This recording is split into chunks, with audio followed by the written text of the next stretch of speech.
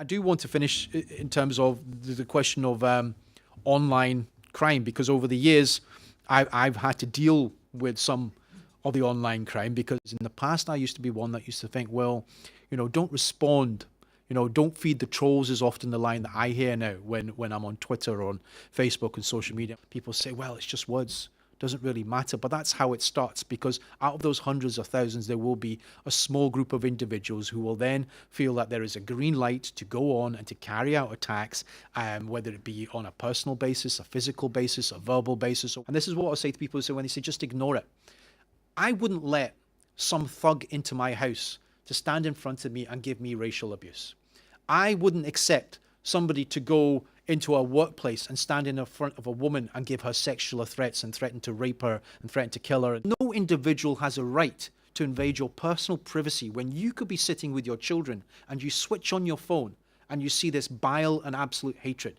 And what it actually does to you as an individual is, I think, what is important for the rest of society to understand. For those who say, just switch it off. You can't switch it off, because they have invaded your personal space. I think the education that requires to be done of society to make them understand what the impact of those words can actually mean, because you have to understand you wouldn't accept it when somebody comes up to you in public and says it. So why should that person be able sometimes to do it in a more devastating way when you're actually sitting on your own and worrying and you're opening your curtains and wondering, where is that person who's done that? No person, doesn't matter who they are, whether they're a public figure or a private figure, whether they have to be Muslim, non-Muslim, man, woman, gay, straight, nobody should have to deal with that.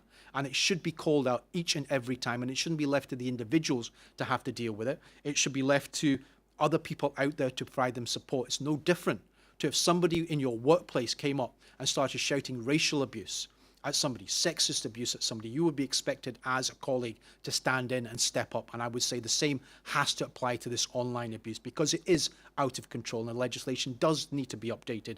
And in terms of the hate crime legislation, it does need to be reviewed and updated, because they are bypassing parts of the legislation thinking they can get away. The danger, of course, is that some of those individuals will take it to heart, and we saw that with the likes of Joe Cox, who was murdered by an individual from the far right, and we keep seeing that again and again, and it has to be stopped. I see radicalization is no different to the way it's applied to those who carry out Islamist terrorist attacks, to those who carry out the far right attacks, and I hope that these people are no longer allowed to use what they consider to be a private space to carry out such attacks. Thank you.